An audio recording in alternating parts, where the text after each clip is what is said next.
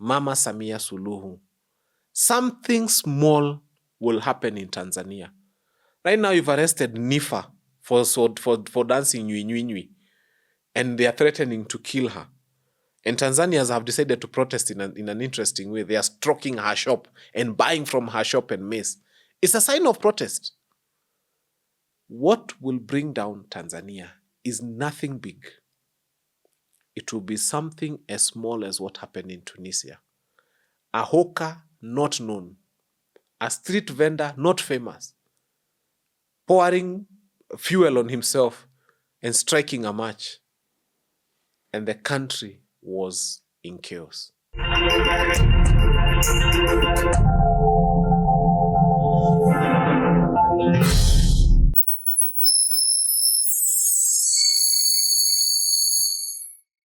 Hey there, and welcome to Fanya Mambo Africa. This is another week. We have a lot to talk that has been happening in the country, political-wise. And of course, Fanya Mambo himself is here. How are you?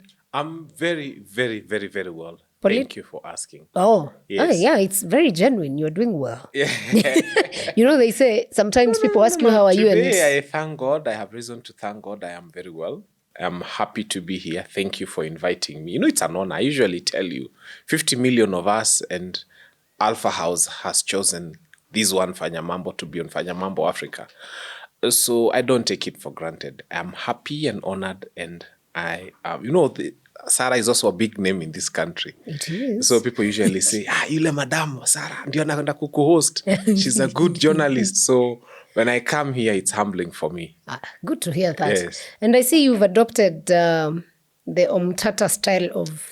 You know, there are so Rose. many Are you demons. Praying, is it because there you're are so praying many for Kenya? demons flying around. So sometimes you just need to protect and guard your heart from so many terrible things. That's how I'm able to afford a smile in spite of what's going on. So it makes me happy. Are you praying for us Kenyans? Because probably yes, we need I don't a lot. have a choice. I have to pray for the country. Otherwise, it would go down to the drains. So we keep putting Kenya in prayers. And let us also celebrate the life of one Betty Bayo. We mourn with the family. Her music touched many lives for anybody who has listened to her music. So we send our condolences to the family, to Sisahau your familia, as we do all these other things. You know, sometimes we only mourn with families of politicians. We forget that there are many spheres of influence, and music is one of them. Sport is the other one, education. So when someone from any of those spheres of influence leaves us, it impacts on us. And so to the family of Betty Bayo, as you mourn, just know we who are seated here are mourning with you, and we celebrate her life, and we wish them that God gives them the peace that surpasses human understanding, as they say. All right. Yeah. Sure. And in addition to that, we also lost the former Bishop of Kakamega, Catholic Bishop of Kakamega, Sulumeti. Yes, Bishop Sulumeti. Yes. Yeah, it's a big name. Yeah. And you know, that's what I was saying. There are 7 spheres of influence, and religion is also one of them. So you need to identify yourself as a Kenyan. Where do you come in? Are you in the religious sector? Are you a political leader? Are you in arts? Are you in music? Are you in communication? So whatever sphere of influence. And so when we lose a bishop, it affects the lives of very many people. And also so to the Catholic Church and to the congregants and to everybody who is around there. Again, our condolences. Yeah. All right.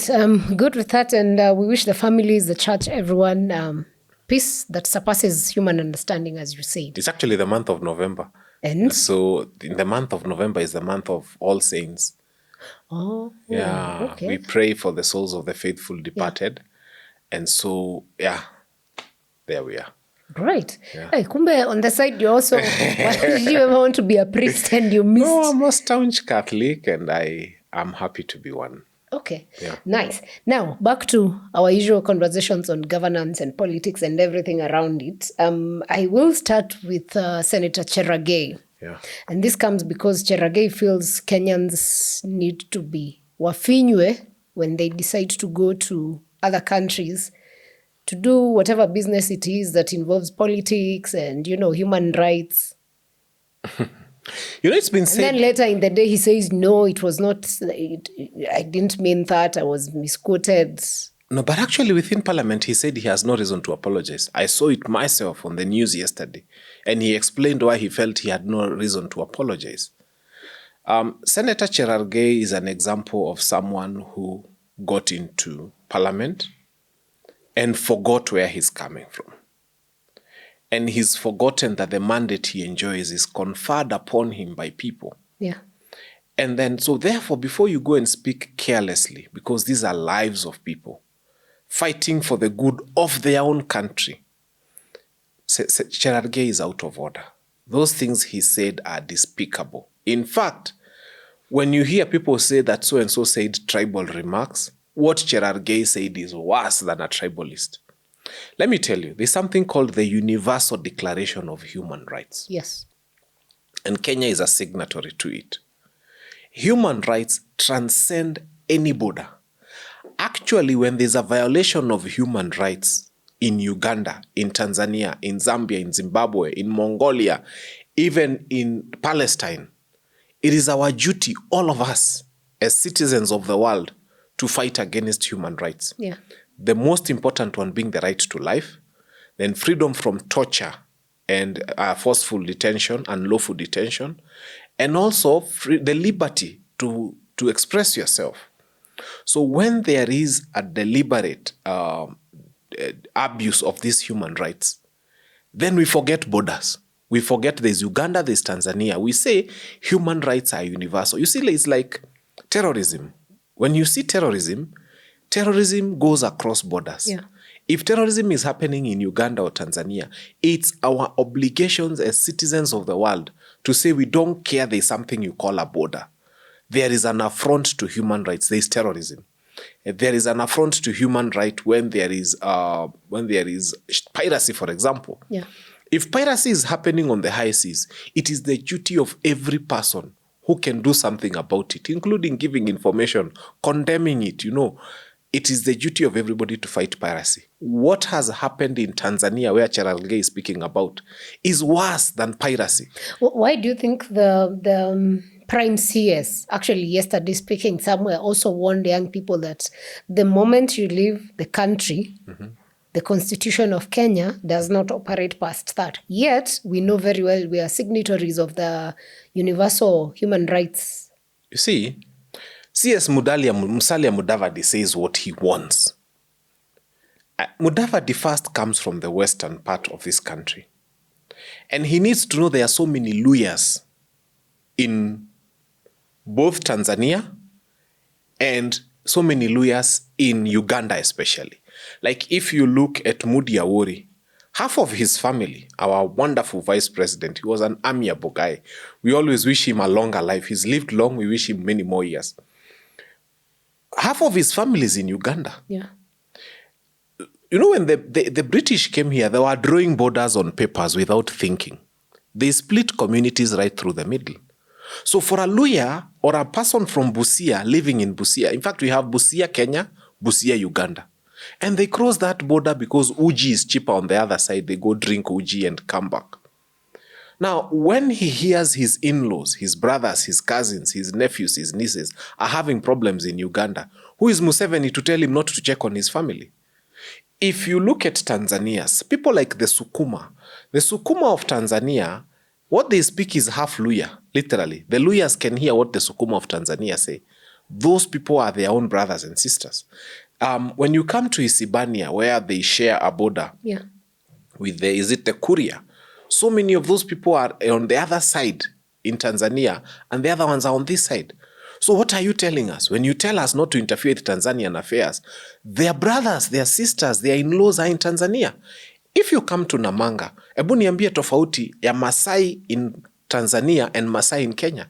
They are one community. Yeah. So the Masai in Kenya is feeling concerned that his Masai nephew or brother or sister across the border is having their rights being infringed upon. So he's speaking now not as a Kenyan, not as a Tanzanian, but as a citizen concerned about his own maternal brother, own maternal sister, or cousin or uncle. So this careless talk of saying this is Tanzania and then you're trying to... There's nothing like that. When it comes to human rights, we cut across borders. And something else that has been critical is that there are Kenyans who were reported dead in Tanzania during the post-election violence. And one case of actually a teacher who was killed. On that side, we don't know the situations. There's another family whose, I think, 64-year-old dad was also killed. And then the CS for Foreign Affairs doesn't seem to give a report or the government stand on that. What does that mean for this country and for Tanzania? I want to paint this picture so that people can have a clear understanding of it. When Idi Amin Dada, one of the most terrible dictators to live in this world, invaded Tanzania, an invasion that lasted close to a month, 1,500 lives were lost. When this president, who is democratically elected in what they are calling a good system, comes in, within a span of 3 days, Tanzania is said to have lost close to 3,000 lives, if not more. So who is worse, Idi Amin Dada or this administration? When Idi Amin Dada attacked them for more than a month, 1,500 lives were lost. And it was an outright war. Here we have a person pretending to care to be a mother. Baka anaitwa mama, remove that name. And 3,000 lives are lost. And internet is closed down. And people have no right to speak. People have no right to express themselves. I must encourage the people of Tanzania and tell them, you have done nothing wrong. You are not criminals. You have fought for your nation. And you are the descendants of the Hehe who did the Majimaji rebellion. When they were told by Kinjekitile Ngwale that they will have special waters that will protect them from the British bullets. Indeed it did, because the British bullets killed their bodies, but not their spirits and not their resolve to liberate Tanzania. And in as much as they were massacred by the British, when you remember the Kinjekitile story, they continued to fight for Tanzania. If there's anything Samia Suluhu should learn, is that if the bullets of the British at that time, when there was not much communication, there was no internet, the world was not yet a global village, if those bullets did not silence Tanzania from fighting and becoming a republic and gaining their own independence, what makes her think that in the era of internet and technology, she can silence Tanzanians? These are the same people. So you come and say, oh, ni watu wa kutoka nchi jirani, ndio wanaharibu Tanzania. Kinjekitile Ngwale ni watu wangapi wa Kenya walienda huko? The Hehe rebellion, the Majimaji rebellion, very many Tanzanians died and they were fighting for their country. So continue butchering your people, but you will learn because there is God in heaven. You will pay such a heavy price for the lives that you have taken. You know, I was watching the interview that was done by the president on Al Jazeera, and the question of democracy came in, and even our own president couldn't define whether that was democratic or not. He said it's not in his place. From where you sit, is this democracy real, or is it a fallacy, or is it defined by, we sit here and define what is our democracy? Call a spade a spade. Most countries that practice democracy have got political parties that exist in the country. In Tanzania, a political party has a country. You know, there you say in Kenya, we have political parties. Yeah. In Tanzania, CCM has got Tanzania. They have the country. They do what they want with the country. There's no democracy. You cannot tell me that out of about 278 elective seats, that more than 270, in fact, there are only 2 members of the opposition. Yes. That all the others are CCM. That's not an election. That is an insult to democracy.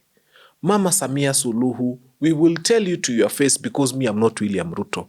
You are a thorough shame to what we intended to have in Africa.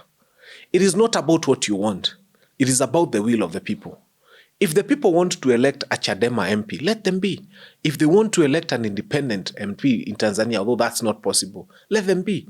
It is their representative, not your representative for them to your house so that you can mutilate the constitution. And the reason she's done this, now she has a supermajority. Of course. It means she can pass any bill. She can do anything in that parliament. And she has made sure they've gotten very new people, very fresh blood. The bulk of them are new, so that they can be told what to do, and they're at the mercy of CCM. This is the worst ever dictatorship. And if you want to know, check her swearing in. For a country as poor as Tanzania, and poor they are, first, she had one of the worst motorcades, close to 100 vehicles, state-of-the-art Land Cruisers. Isn't it relatable? Now she's discovered, isn't it relatable to your country? Now she's discovered she needs Range Rovers. If you saw the vehicles they got into after her swearing in, brand new state-of-the-art Range Rovers. I feel like, where sometimes you look at someone who is so drunk in your shop and you feel like, I'm not going to sell you more alcohol. Or someone who is extremely obese and then they tell you, I want 5 burgers. And you just feel like telling them, I need to sell you juice, apple juice. You need to unfat. I think even those people who sell those vehicles don't have, morality. Because they just have been telling these people, you people are too poor, you shouldn't be having these cars on your roads. But anyway, I can relate because it's happening in our country. Yeah, I was wondering why you're quick to condemn that, yet it's our everyday on the roads. We've condemned it here so many times.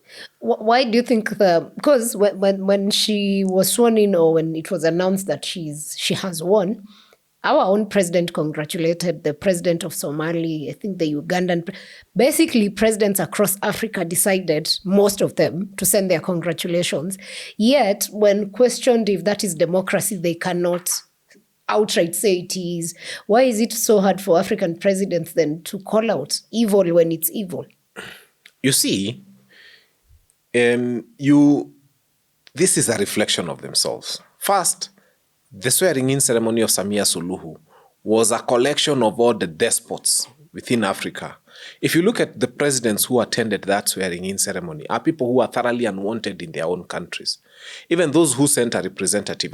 Kenya sent our representative, the deputy president. Yeah. This is an administration that Kenyans don't want. We've had violent demonstrations happening in this country against this terrible administration. Look at the vice president of Uganda. She was sent there. What is Uganda doing with human rights? Zambia had a representative. So when you look at the people who even allowed themselves to attend that swearing-in ceremony, happening inside a military barracks, something that has never been seen the world over. How do you claim to have 31 million votes? But go to a barracks. But you don't want your 31 million people to come and celebrate your swearing in. It's nonsense. So that is why the people who attended there, the world needs to mark them and shame them. I'll tell you why. Professor Kithure Kindiki is a scholar of law. Yes. In fact, one of the best law scholars we've had in this country. But today, I wish he was a scholar in mathematics or literature or something else. Because he went there, and I believe the blood of Tanzanians was still smelling when she was being sworn in.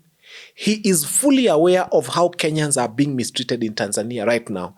There are so many Kenyans in jails. People are reaching out to me on WhatsApp, on all the platforms. They're telling me, Fanya Mambo, you have a platform. Go and say that we are suffering. Our brothers, our sisters, our uncles, anybody who was doing business in Tanzania has been held in comunicado. Foreign Affairs Ministry here is giving you some, public relations exercises about nothing. Our people are being mistreated in Tanzania, and we are busy congratulating the president who is mistreating Kenyans in Tanzania. The only crime Kenyans committed was to go and do business there. Just because they are Kenyans and they're in Tanzania. So many of them have lost their jobs. So many of them have come back here. They're in tears. All their wealth is gone down the drain. And what is this administration doing? Congratulating Samia Suluhu. We don't have a government here. Because we should have been firm and told Suluhu, look here. We have a relationship as East Africa. Yes. If you have Kenyans who are criminals, let us know. But please stop witch hunting our people. How many Tanzanians do we have in this country? Why do you think is the witch hunt? Because even during her inauguration, where she said external people are the ones who brought in the chaos, why do you think then Kenyans are being targeted? What could be the reason? Samia Suluhu is unable to solve the problems of Tanzanians. She can't. She's incapable. She can't even fathom a solution to their problems. So what do? You look for a scapegoat. That's what dictators do. There was a time when in the US it was popular to campaign against Osama bin Laden. And nobody wanted Osama to die. You just needed to say, oh, there's a threat of terrorism. It's going to hit the United States of America. So you have to vote for persons who will deal with Osama bin Laden. Then they would get voted and they would never kill Osama bin Laden. They would never look for him until Obama did it. Why? Because for them it was a campaign tool. And even now, when Samia was about to be elected, remember she was threatening to kick out foreigners. Yeah.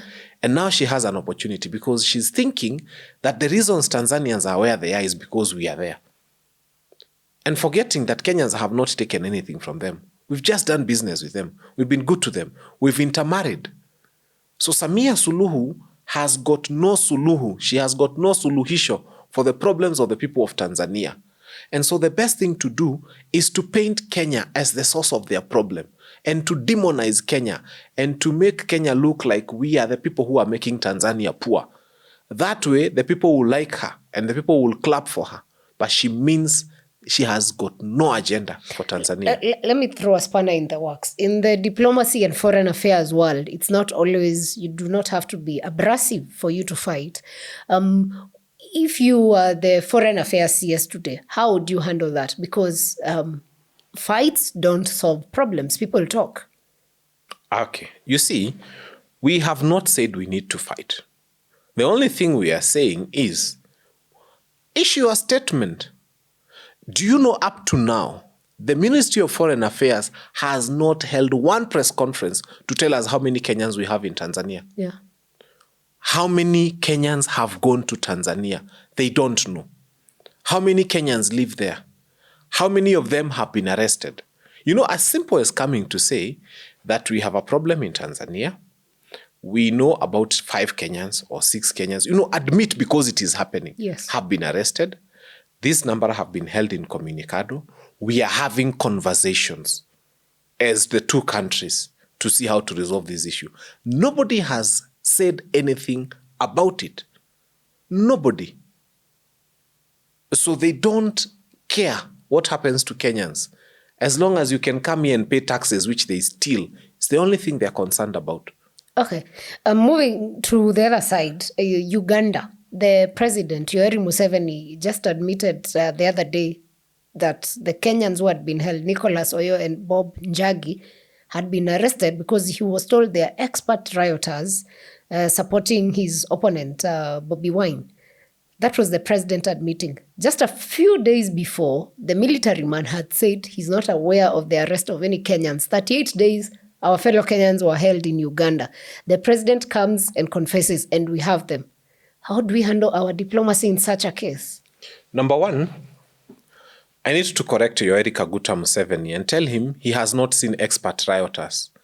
Though the 2 people he had are some of the very mild Kenyans.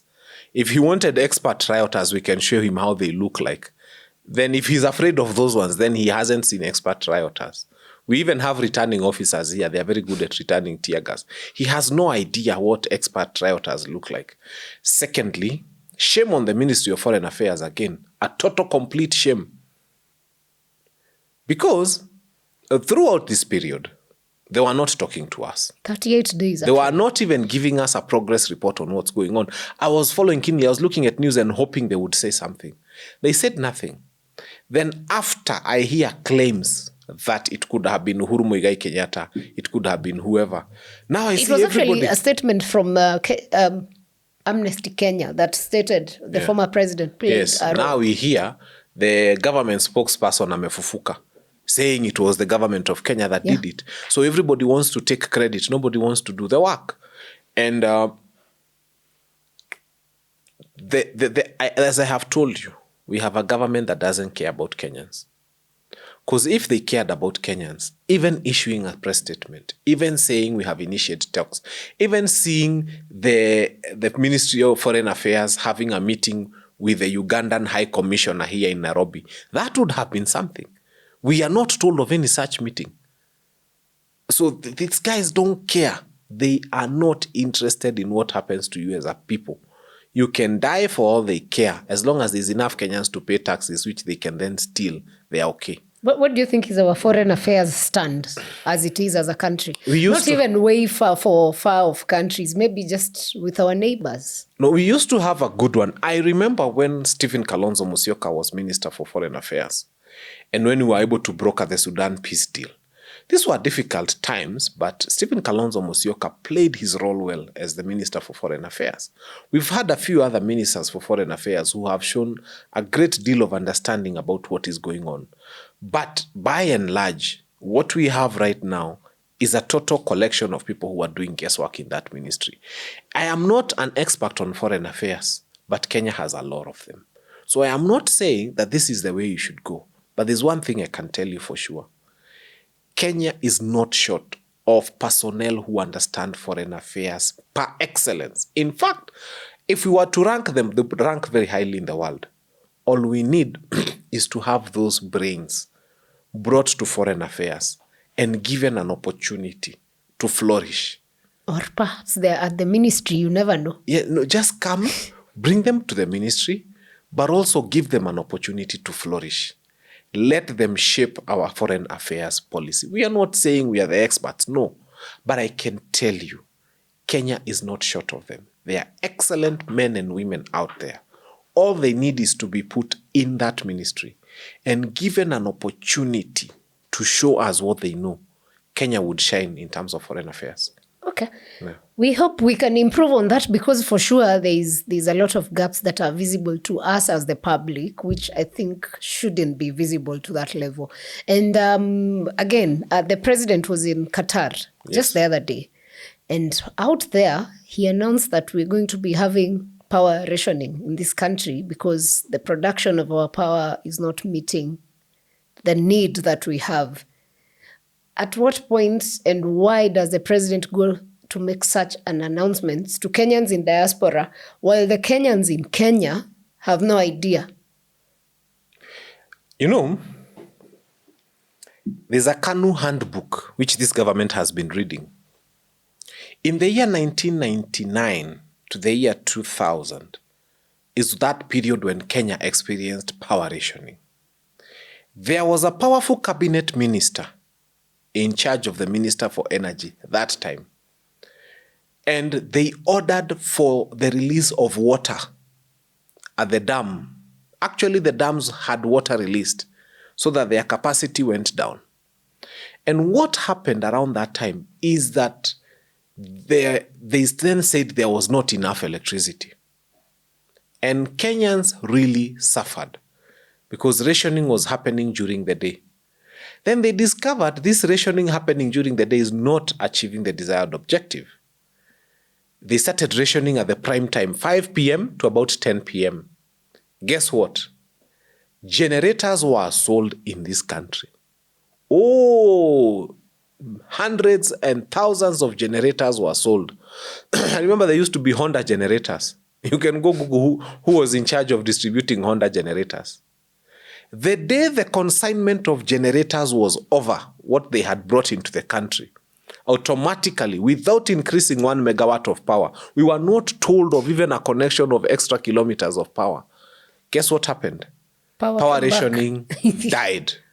And you guys had bought generators. You would walk on the streets of Nairobi, and outside the corridor, there was so much noise. It was like some street in Lagos. Pa, pa, pa, pa, pa, pa. There were generators all over the place. And then power came back, and people were stuck with generators they never needed in the first place. What am I trying to tell Kenyans?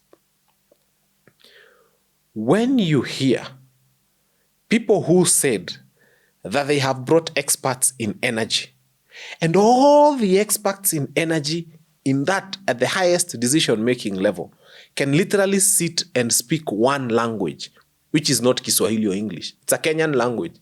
Go and look at their names. The top leadership in the energy sector can speak one language, and it is their language.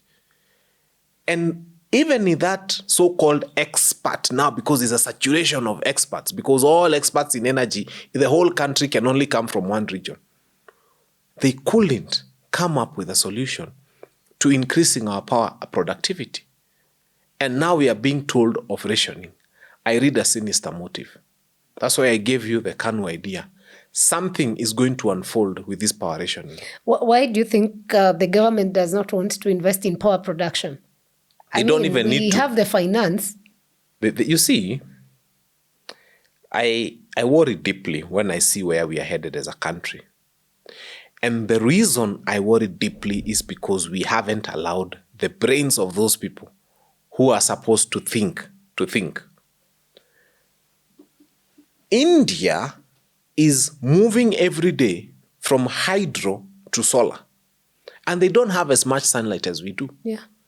In fact, you're hearing of a building that used to rely on electricity is celebrating when they are able to completely transition to solar.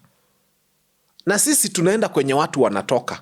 And we are happy about it. Ati muko na kidam na maturbines munazungusha huko alafu munaanza kuzungusha stima na cables. Why are we cabling the whole country?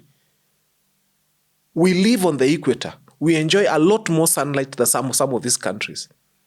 The conversation should have been around, what can we do for us as a country to get energy that works for us?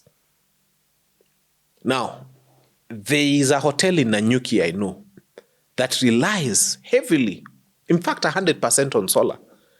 In fact, there's a chain of petrol stations. I don't want to advertise them, but they know themselves. They say more than 70% of their petrol stations, hata kuna moja pale Gigiri, it's complete solar power, complete, without dependency on the national grid. If a whole petrol station can run on solar, who are we not to be able to run our homes on solar? So there's a lot of many other things that need to happen that would help us as a nation to have reliable energy. Part of the other reason is we use energy for the wrong reasons. Like I told you, every home in the rural area has a cow. Virtually most homes have a cow. Those who don't have cow, some have pigs. There's a lot of biogas that we haven't used. Instead of coming to KICC to promise people you're going to give them gas ya 300, would have been having conversations about how do we start ensuring that we are benefiting from the waste from our cows in terms of biogas. And now it's being used even for lighting.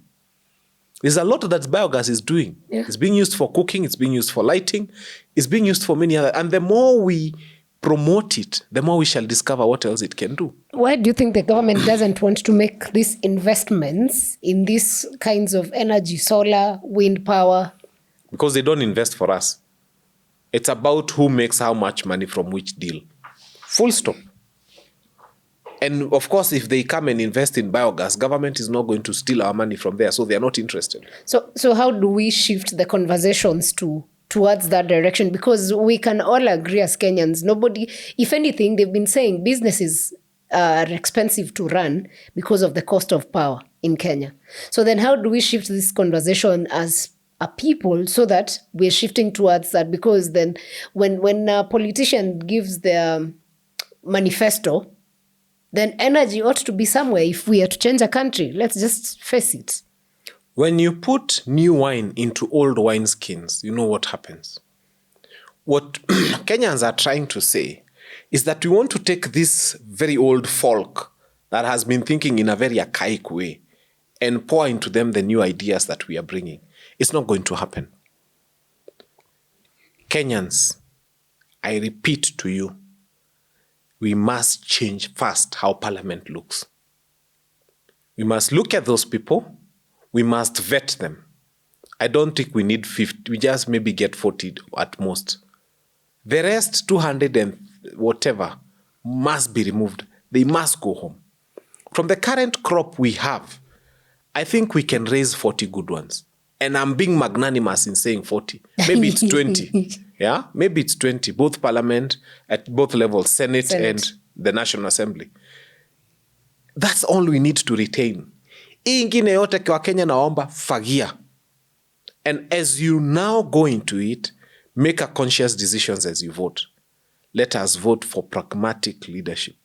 People who will bring common sense and people who we can say, these are new wineskins, let us put new wine into them. Okay. In line with that, just now that you've touched the political side of it, last week, former president made a very trendy statement in Murang'a while having a Jubilee meeting. And he said that he gave an example of having monkeys in a shopping center. I don't know what you see, performs, does those things. And then you forget what took you to the market. You go elect the monkey instead of selling your goat. So you go back home with your goat. And you're talking about the kind of leaders we elect. Why do you think the former president suddenly is making an appearance back into politics? I mean, he should be a retired man, perhaps, somewhere. About 7 months ago, I said something that really found itself on the phones of very many Kenyans. When I said that there was an election in the forest. And I'm happy former President Uhuru Kenyatta is using the analogy of monkeys, because I was using the analogy of monkeys.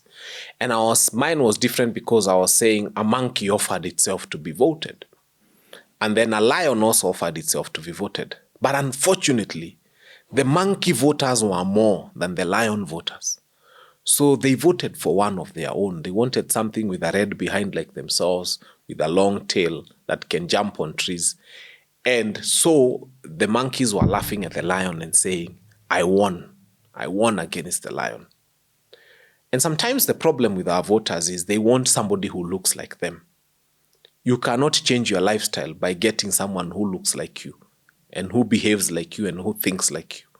You can only change your lifestyles as Kenyans by getting someone who's proven they have a higher thinking than you. And so it's okay for a monkey to vote for a lion.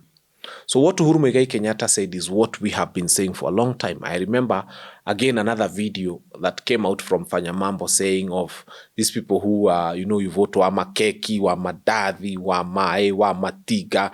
That video really went out. And I'm happy that even Rigathi Gachagua picked the same, and that even Uhuru Kenyatta is leading our people towards that conversation. That 2027, and I am happy, all the things I have been saying are now not going to waste. They have found a stamp and validation from His Excellency Rigathi Gachagua, from His Excellency Uhuru Kenyatta. And those people are saying, 2027, we have to vote for common sense. We must. We don't have a choice. We must vote for common sense. We must vote for leaders with integrity. Should Uhuru Kenyatta retire? No. Why not? We have an act called the Retired President's Retirement. The Retirement Benefits Act that is supposed to take care of the retired president. It's about 5 or 6 pages.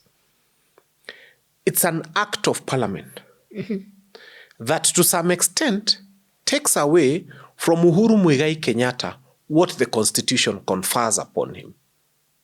Now, our civil liberties, our right to associate, our freedom of speech, our freedom of expression, our freedom to participate in political affairs is granted inter alia by our Constitution.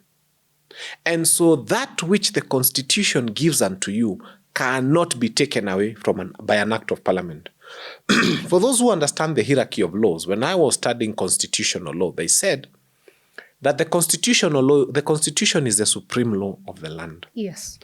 Anything that is inconsistent with the Constitution becomes null and void to the extent of its inconsistency. So to the extent that it takes away from Uhuru Kenyatta that which the Constitution grants him, then the Retirement Benefits Act becomes unconstitutional. So what I'm trying to say is this. When President Obama retired, he left office after serving 2 terms. Hakuenda 1 term kama hii tunaona ikikuja. When Obama did his 2 term and retired, he immediately started campaigning for Joe Biden. Yeah. And he did it with all his heart. Who asked him questions? He was actively involved in the politics of the United States of America. Did he continue to have state security?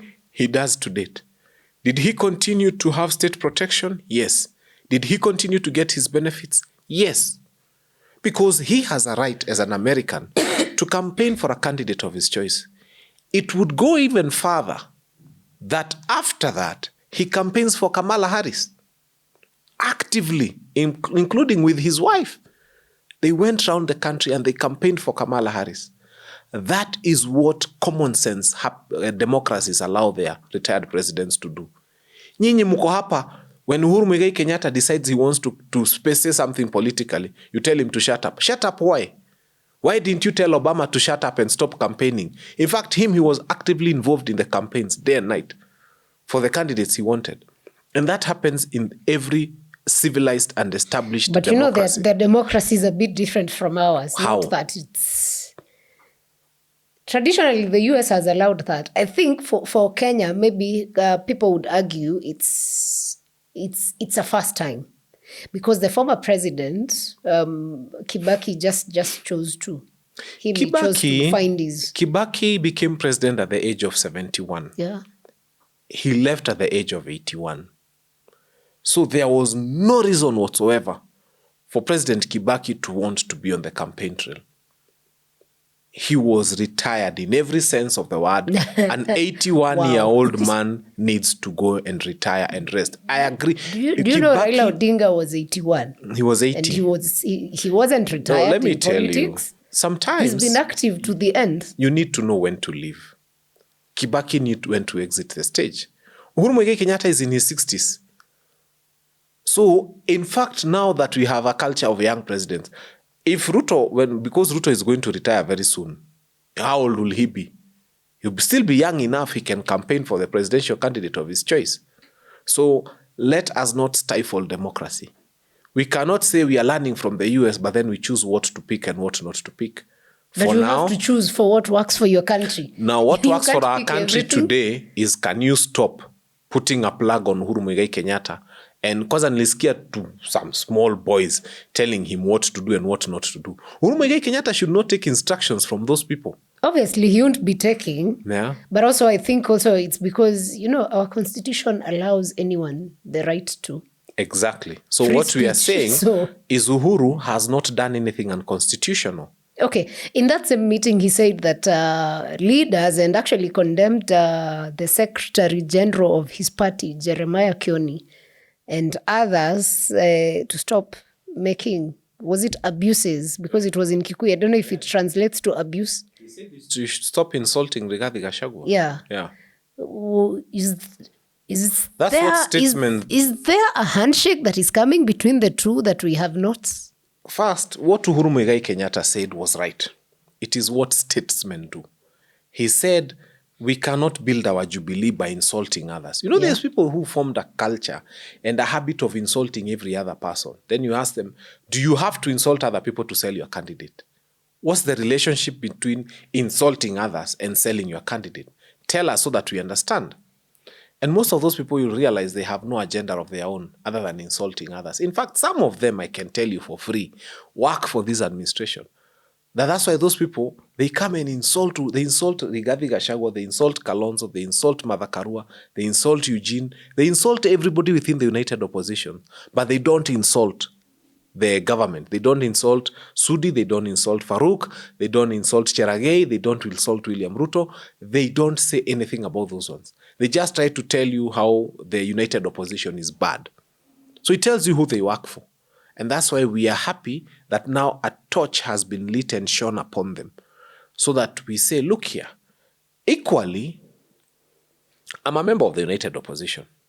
Has any Kenyan ever had me waking up one day and I have made it my business to insult other people? I don't.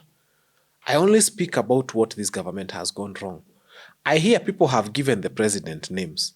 I want a record of me calling the president those names. I don't call him Kasongo. I call him the president, even throughout this session. I've heard they've given the deputy president so many names. I don't call him by those names. Yeah, I've had names like Soprano. I have had Sophia. Of late, I have had Nyagodhie. I don't call him by those names. But I usually say Professor Kindiki is messing us up. So for me, I don't think demeaning and degrading people is wrong, is the right way to go. I think speaking about the things that are wrong is what we need to do. I don't have to come and call somebody Sophia. I don't have to come and call the president Kasongo. If you want, that's your democratic right.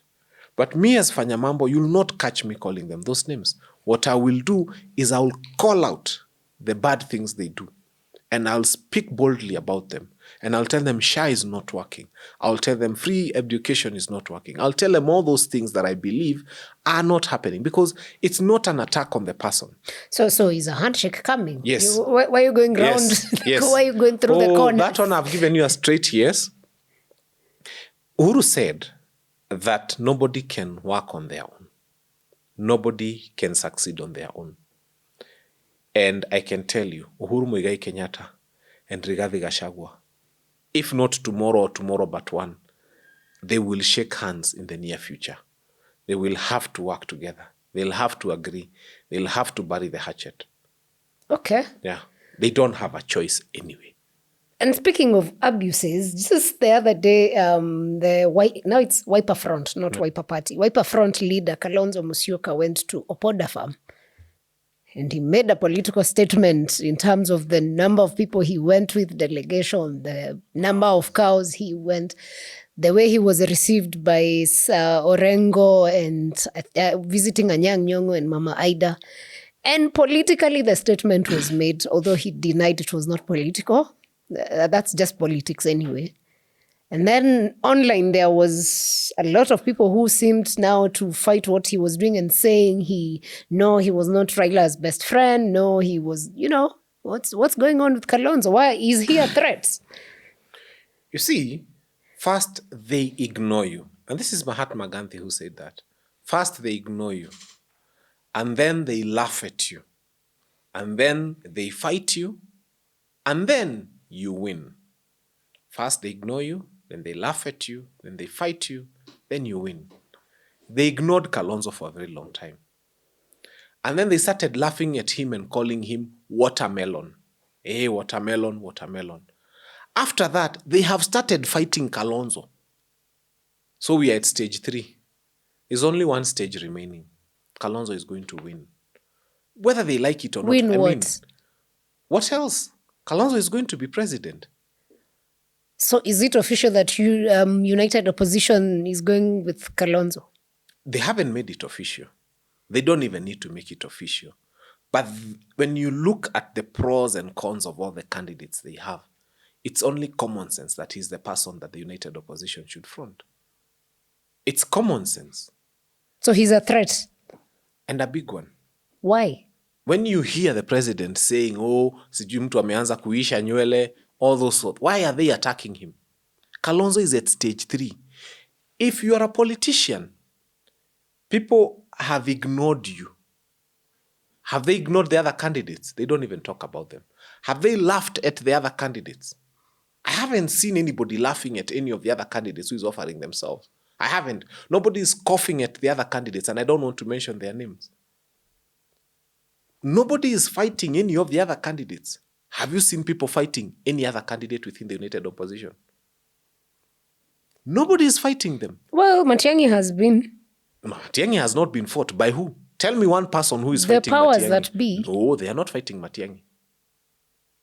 If anything, even the young people have called him out. If anything, the people who I know who are speaking for Matiang'i are bashing Rigathi Gachagua every day.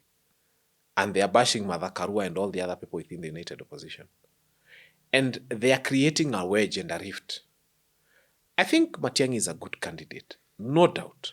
But at the same time, those people who have been mandated to sell him, and I call them parrots, are not selling him properly. Because half the time, they are telling people how Rigathi is bad, and then they come and say, so my candidate is Matiang'i. Half the time they are coming to tell, Martha Karua cannot do this, Kalonzo is like this, then you ask them, so they tell you for that reason. I think Matiang'i should be their candidate because he is their candidate, not because the others are bad. They need to rethink how they sell Matiang'i because he's not a bad human being. He's not terrible. At least he's better than William Ruto. But if anybody has been mandated to sell Matiang'i, he needs to realize that it's not calling the others terrible that will make Matiang'i president. It is selling Matiang'i for who he is that will make him acceptable to the people. Okay, what ideologies do you think Stephen Kalonzo Musyoka stands for? I'll tell you this. I don't hold brief for him. Yeah, and I haven't seen him talk about it. So I'll tell you this. Just from as an outsider. You see, Kalonzo Musyoka, the reason Kenyans are vouching for him, first is we've had a very imperial president. Out there, chest thumping, noise making all over the place. Kenyans want to tone that down. They want a calm, presidency. They want a quiet presidency. Kalonzo presents that. He brings a presidency that looks like, this country has got sportsmen. It has got very many people, musicians. There was a time when Kibaki was president, when names of musicians like Nameless would be heard more times than the president. And that's what we want. If you think about Germany and any other country, so what's the ideology there? No, first, there's a reason as to why. When you have a president who tones down the political rhetoric, the country grows. Right now, there are people who even want to travel to Kenya for tourism for 2026. But they're already thinking 2026 will be too violent. It will have too much politics. We will lose a lot of money from tourism alone. But when you have, do you know in 2007, Kenya recorded more than 1 million tourists. And it was an election year. Just before, because people saw Kibaki as a calm leader. We had campaigns, but we had very many tourists coming. So we need a president who tones it down. That's the first thing. The second thing that we expect from Kalonzo Musyoka is not anything new to start with. We don't need it. We want a restoration. We want a president who can restore NHIF because it was working. We want somebody who can restore the university funding model that was helped. We want a president who can restore some of those things that have been undone by this administration. Just first bring them back. That alone will change this country. We have pending bills. We want someone who can come and say, let's not do new projects. Let's first pay these people who are committing suicide because they've not been paid. So sometimes you don't even need a president who will come and do magic. What you need is a president who will come and restore what was working. Because in restoring what was working, you've done a lot of magic. But also, there's something about Kalonzo Musyoka. And I don't know why I'm speaking too much about him today, but how much blood is on his hands when we think about it from what we can remember? So at least we know there's someone we can say has not been known to kill our young people. And therefore, I don't think he will start when he's president. So for us, that's the other thing. That don't build for us a road and then kill 200, 300, 400 children. If we had to choose between our children and the road, we'll choose our children. Why do you think critics think that Kalonzo has no balls to take stands on things? He doesn't need to have them. He doesn't need to have them. No, you can't be a president who doesn't take a stand. This country does not need a president who takes a stand. For example, if you read our constitution, the police is supposed to be an independent outfit that should not take instructions from anybody. So why do you need an imperial president dictating to the police what they need to do?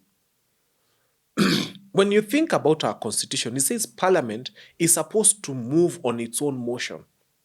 So why do you need an imperial president coming to push parliament? The judiciary is an independent outfit. So why create an independent judiciary, independent parliament, independent IEBC, independent police force, and then come and create a warlord of a president to lord over everybody? We need a quiet head of state who allows, if the policemen make a mistake, the judiciary is independent. The judiciary deals with the policemen. Okay? If parliament makes a mistake, a civilian goes to court. The court deals with parliament. If IEBC is to conduct elections, as the president, you're just providing oversight and management. So that then this idea of independent, electoral, then works. But the problem with us is we are saying we have systems. We are saying we want to have an independent police force, and then we want a warlord of a president to come and lord over these institutions. We must allow institutions to work. And in 2027, we don't need a dictator. I am telling Kenyans, we have systems. Even if you don't vote for Kalonzo, I'm not here to hold brief for him. I'm not here to campaign for him. But I'm telling Kenyans, even if you don't vote for him, vote for somebody who will give independence that is due to our organs. And you will see the country flourish. True. Yeah. Very true. I'm actually looking forward to have a conversation with him because there's a lot he needs to tell us. I mean, if you want to lead a country, we have a right to question you because we're giving you the power. And as they say, power is not just given like, moshi ya sigara. Now, I've remembered I think last week also, the CS for Education, Ogamba, was in Parliament confirming that indeed we've had, was it 50 ghost schools that were receiving money? And up to now, he was being questioned why nobody has been arrested, and he's talking about systems. And schools closed without capitation because he was doing a verification that took a whole term. What is it with our education sector? And we're going to January, so if we don't prepare now. The president keeps saying he will make Kenya Singapore. Yeah. I believe he's going to make Kenya Singapore. Poor, not poor, poor. And I'll explain to you. When you read about the founder of Singapore, he went and sat down and chose the best. The best. And it's called meritocracy. He said, who is the best in education in this country? Who is the best in health? Who is the best in, management of prisons? And those are the people he appointed. Now, you come here, you choose some of the worst. People even with corruption scandals, people with cases in court, and you give them ministries. And then once you give them ministries, you drop even some of their cases. And then you wonder why Kenya is becoming poorer. He would argue he doesn't drop. It's the judiciary. Still, why out of 50 million Kenyans do you want to choose the one who has cases? Some of the best performing banks in this country have got CEOs who are reputable. If someone can raise the worth of a bank from 2 shillings to 7 shillings within an X period of time, why can't you take this guy and make him Minister for Finance? If someone can wake up one day and you hear that there's a telecommunication company that is the best in East and Central Africa, or Eastern Africa for that reason, and these brains are the brains behind it, why not hire them? So you cannot get mangoes from orange trees. You cannot turn Kenya into a Singapore by hiring poor brains. You will become Singapore, and Kenya is not going to go anywhere. So that is what is going to answer the question you're asking. I had the president rate himself. I don't know whether you had him rate himself. Yeah, I watched that interview. And he said 8 out of 10. You don't believe him? I agree with him for the first time. Oh, President, I support you for once. I agree with him about 8 out of 10. 8 out of 10 Kenyans are struggling to fix a meal. 8 out of 10 Kenyans have a problem with SHA. 8 out of 10 problems have a problem with university funding model. 8 out of 10 problems, Kenyans have a problem with, capitation to schools. 8 out of 10 Kenyans are planning to queue in January at the offices of their MPs to beg for checks so that they can take their children to school. 8 out of 10 Kenyans have no idea what they are going to have for Christmas. 8 out of 10 businesses today are closing down, or they have realized a loss and are making significant losses. 8 out of 10 Kenyans today can tell you people who are going into depression because of unpaid bills, pending bills by this government. So when we sit here and he says he's rating himself 8 out of 10, I agree. And I have just shown you, and I support you. 8 out of 10 Kenyans will tell you, say, State House is getting a lot of money. 8 out of 10 Kenyans will tell you the president is surrounded by warlords, akina Cherargei, who speak carelessly about human rights. 8 out of 10 Kenyans know a young person who died in demonstrations on our streets and their body has never been found. We still have more than 200 people who are missing to date. 8 out of 10 Kenyans know that Albert Ojwang died in a police cell. 8 out of 10 Kenyans will tell you that university students have been at home for 6 months. 8 out of 10 Kenyans will tell you that hospitals in Kiambu are closing down. There is no services being offered there. So, President, you rate yourself 8 out of 10. I support you with those words. Maybe you are the people yesterday he was, I think, somewhere in Samburu. Mm-hmm. And he said, many of you doubted when we said Kenya is going to be the Singapore. And he believes in his lifetime, or our lifetime, if God keeps us, that Kenya will attain that. I So don't you're see that probably happening. in that statistic. I'll explain why it's not happening. Now, there is by-elections happening in Malava, Kabuchai, Very Mbere, north. and so many other places. Now, how many voters are in Kiambu roughly? 1.2 million. Now, 1.2 million voters cannot access hospitals, but there's no government representative there. But a place like Kabuchai, actually, sorry, it's a ward within Kabuchai. There's a by-election. Farouk Kibet and all the others are camping there. To them, winning an MCA seat is more critical than resolving a 3-month strike in Kiambu hospitals. I want you to get this picture. Mbere North is a constituency, I don't know with how many voters, Ajafika 100,000. Government is there every day. Money has been poured in sacks. People are getting money. And at the same time, 500,000 young people are at home because of the university strikes. Well, the strike ended. It didn't end because the teachers haven't gotten. They are just saying it's ended, but that's coercion. How much money are they being given? No, so for these 6 months, their spokesperson said they agreed to be paid in 2 phases. For these 6 months, when they were on strike, did you see? It was not 6 months. Did you see these people there? No, it was, I think, 49 days. That's not 6 months. Let me tell you. You know, you are forgetting that what helped them is that there was a closure of the university within during the part that has been affected mainly is the part when they were supposed to be studying, the 49 days. But you're forgetting there's a holiday that exists in between there. So ordinarily they were home because they're supposed to be home. But during these 49 days, how many government officials camped at the university the way they are camping in Malava? And how much money did they take there? When teachers, the university lecturers were dancing and doing sports events that we need to benchmark from, how many government officials went there the way they are going when we have by-elections? So to them, it's not important. What's important is to come and say, we are kings of Malava. We are the guys who control Western. We are the guys who control Mbere. To them, that's what matters. When you think of the crisis in health in Kiambu, that for me, as a president, I would stop everything.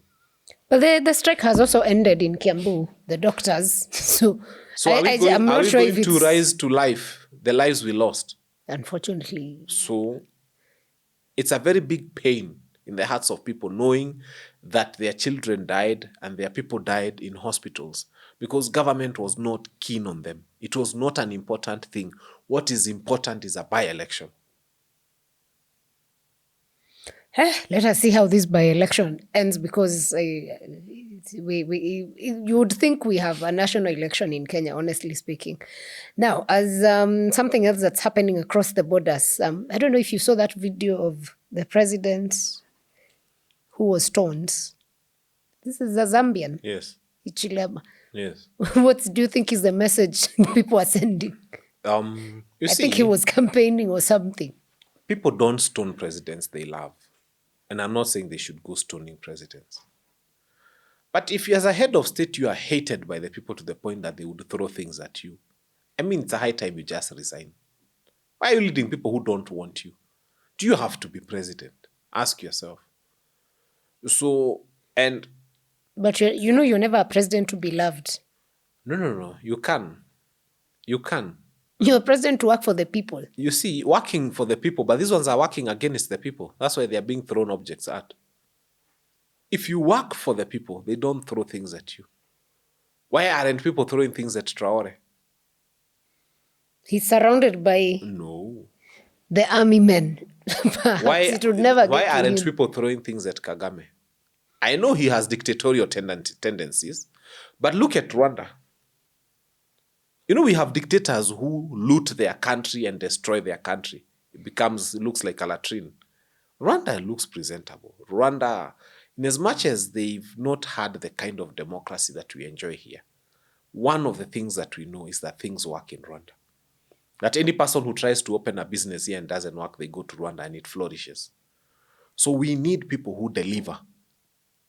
I wish he delivered within the framework of a democracy, but he's still delivering. I think Rwanda takes the model of the Arab states, where they are not so big on democracy, but they are big on pro-people policies. I mean, if you're not going to be big on democracy, be big on pro-people policies and do things that are meant to benefit your people. But now here we have despots who, first, they don't want you to have democracy. They want to steal your money and weigh it on scales. Okay. President Trump said that the US is not going to be attending the G20 summit in South Africa because he believes South Africa, there's a genocide happening and they are killing the white people. And so because of that, the US cannot take part in such a thing.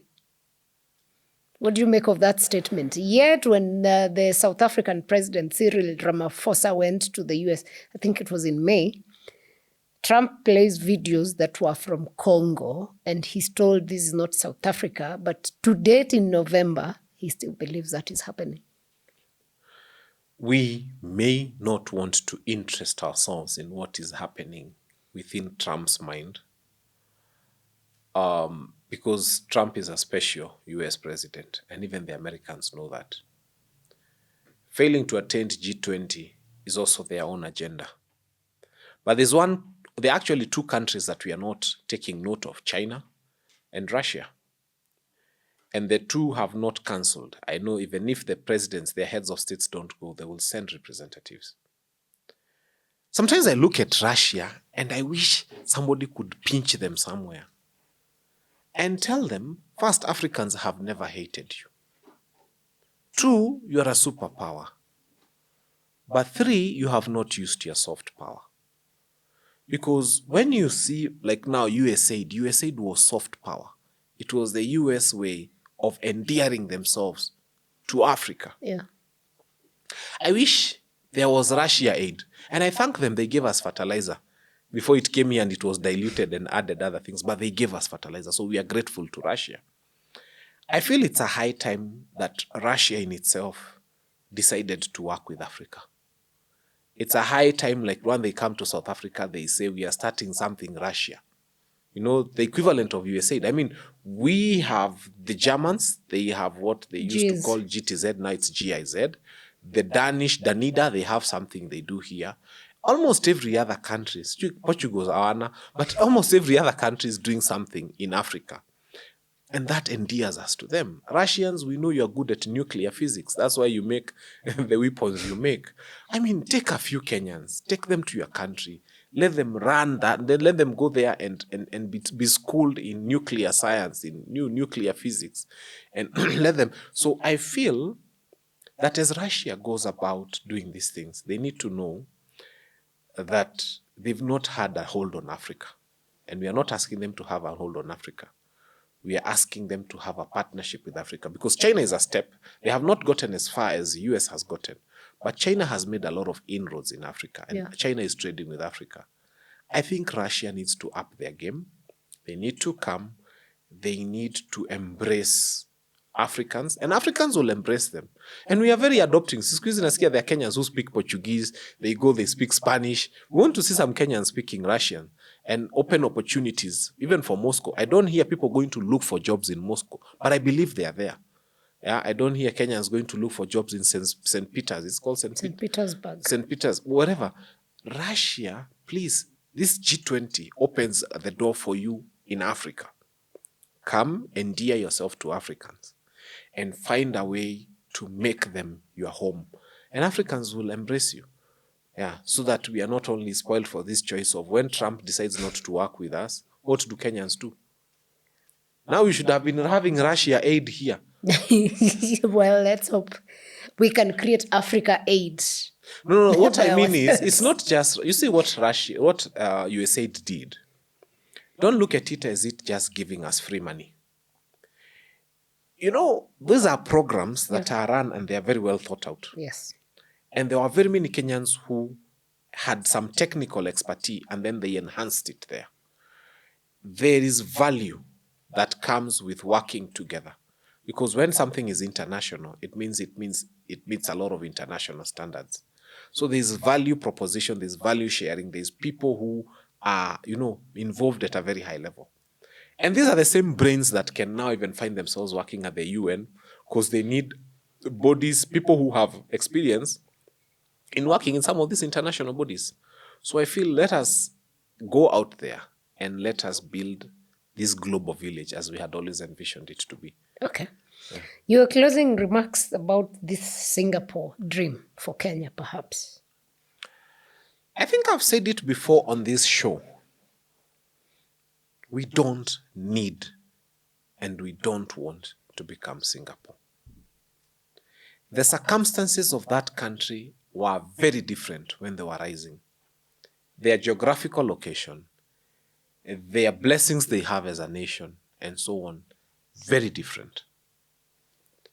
We just need to become a successful Kenyan state, not Singapore. When you think of Singapore, you see a lot of high-rise buildings. We should be zealously guarding our Masai Mara and the rivers where the wild beast migration happens. I am telling you, if you read about Malaysia and the flying worms and how they take tourists, put them on a boat, take them up a river at night, then there's no lights, they switch off for people to see flying worms. And that earns them a lot of money. How much more can we do as a country with the whole Masai Mara? How much more can we do with wild beast migration? How much more can we do with the birds that are exotic of Kakamega Forest and the snakes? How much more, when you think about Hell's Gate, when you think about Mount Longonot, some of these countries, sasa Singapore, kuna Mount Longonot. Some of these countries are not as blessed as we are. When you think of the hot spas where you go, you boil eggs, I'm telling you, without being Singapore, kama sasa wamekuja kuongezea charges za tourists, going into, you look at these people, sometimes you wish you could slap them. Because without becoming Singapore, Kenya is gold. If only we harness our gold. I am telling you, kwanda Singapore kanatoshana aji? It's like one of the counties here. We are such a huge country. We shouldn't be looking to be the size of a province, one of the counties here. We are such a huge outfit. We have a lot of resources. But what are we doing? We are telling people to go and cut down the Mau. Countries like Dubai have had to import trees, buy trees, plant trees. We here are given a whole Mau forest, which Baba, by the time he was dying, had lost favor with the Rift Valley because of conserving that Mau. And then how we repay him is we give him an honor, a state honor, posthumously, and then start depleting the same forest he fought for. This is nonsense. Yesterday, I was in Nakuru over the weekend, and I passed by Kenare. You should see what has happened to that forest. Trees have been felled down. As you are going towards that place where Kikuyus like to call Fraihover, the logs are there. I'm telling you, it's sad. The logs you see on the side of the road. Alafu munasikia munaambua mpande miti. You wonder, do these people have brains? How do you tell us we have a whole holiday to plant trees? And then you go to Kenare Forest here. Not only are they cutting trees, wanauza mpaka kuni. Kitu wameshindwa kuuza ni majani tu, just the leaves. So now, those are the people who are telling us Kenya will become Singapore by deforestation. How do you deforest yourself into Singapore? So sometimes I wish I could associate myself with the words of the president.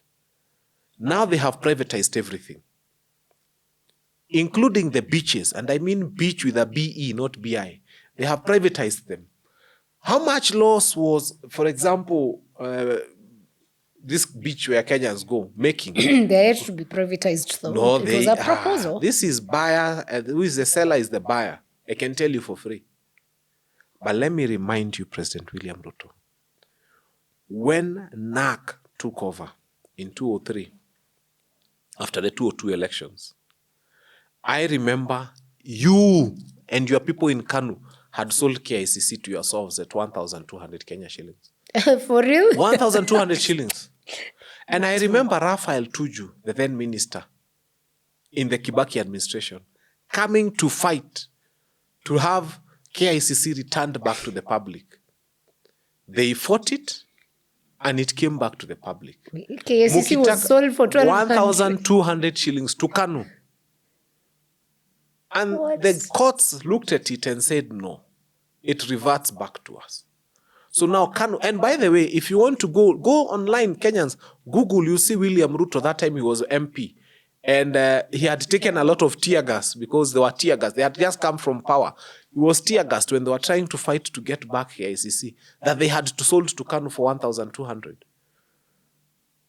So what we are telling them, everything you privatize today, even if you sell to the seventh seller, kama KICC lirudi, hata hizo zitarudi. We as Kenyans will take back everything that you intend to privatize to yourselves. No matter who you sell to, as long as it belongs to this republic, we will get them back. And the KANU example should serve as a reminder. But allow me to remind Museveni one thing. Carefully. Because everybody... No. Me, I'm not careful with this. Just telling him the truth. You know, everybody thinks that an upheaval can happen in Tanzania, everywhere else, but it can't happen in Uganda. Do you know why they think so? Because Uganda is so heavily militarized. Like, you know, the army is so much, the police are everywhere, the intelligence is everywhere in Uganda, even some Shushainas are intelligence people. It is over-militarized. And that's what had happened in Egypt. A short story is that Egypt, for a long time, had... in fact, even if you went to a supermarket, the people selling there were army people. Everything in Egypt had gotten to a point where the army was in everything. So when the Arab uprising was happening around that time, everybody was saying it can happen anywhere, but not Egypt. Why? Because the military force and people were so many and in positions of power. But he forgot one thing, which is what Museveni has forgotten. That these army people have relatives. So what happened one time, when the uprising came in Egypt, the president ordered that these people be shot. But because the army people were so many, anytime they looked at the crowd, someone would see his nephew, his brother, his sister, his uncle. And his neighbor here is telling you, don't shoot. That guy is my auntie. Don't shoot. In that crowd, I can see my brother. Don't. Because everybody he could conscript to the army, he did. And everything the army could control, it controlled. When it came time for the army to fight against the people, they were so conflicted. How do you shoot your mother? And even if it's not your mother, it's the mother of this other officer. And this other officer is telling, even the boss is calling and saying, where? I hear my son is in those demonstrations. He's in a red t-shirt. Can you see him? Yes, we can see him in the crowd. So it got to a place where even the hands of the army in Egypt were tied. There were too many of them, and they were related to so many of the people. And so what happened? They refused to obey the orders. And that's how Egypt came down. Uganda has gotten to where Egypt was. Uganda is at a place where if today Museveni was to tell the army, kill the people, the army would have a very difficult time because it's either I shoot my own cousin or I drop the gun. And many of them would rather drop the gun. You will not kill your own family member. And even if you kill your own, this one will not kill his own family member. So Uganda is right there, and Egypt was there. Over-militarizing a state does not make it safe. On the converse, it actually makes it even more prone to disobedience from the same officers. So I am grateful and happy. And Tanzania also, I have to remind them before I go, they need to read what caused the uprising in Tunisia in the year 2010, when a young vendor or a vendor on the streets was attacked by the equivalent of Kanjo, and his wares and fruits were thrown down. And the more he tried to speak to the governor, the more he couldn't get audience. He got so frustrated, he poured, was it paraffin or petrol on himself, and he lit himself up. A street vendor lit himself up, and a man who had been president for 23 years fled within a month. Eyako Suluhu is not even been 2 years. And I am telling you, you're probably thinking that a very big thing will happen in Tanzania. Mama Samia Suluhu something small will happen in Tanzania. Right now, you've arrested Nifa for dancing Nywi Nywi Nywi, and they are threatening to kill her. And Tanzanians have decided to protest in an interesting way. They are stroking her shop and buying from her shop and maize. It's a sign of protest. What will bring down Tanzania is nothing big. It will be something as small as what happened in Tunisia. A hawker not known, a street vendor not famous, pouring fuel on himself and striking a match. And the country was in chaos. Thank you very much. Today you've been deep, man. Very good analysis of what is happening across the East Africa region, actually. And I hope you learned a thing or two. And from these things, actually, as Africans, I think there's been a saying, Africa rising. I think this generation, our generation, is actually actualizing the dream of Africa rising, and it's practical everywhere. I think everyone can see it, and if you don't see it, then you'll be blind, but you will be found. The wave will just move you by force, and you have to adjust. So, as leaders across Africa, think through and think about the people you're leading. This is not the same generation that was not well-informed, learned, technology, all these things. The generation you're leading is a people who've been through school, who have access to technology, who see what good leadership is in other places and want to experience that. So as a leader, it's time you think through what leadership is. So thank you for watching this to the end. We will catch you on the next episode. And thanks for coming through, man. Thank you for inviting me. All right, we'll see you on another one. Thank you very much.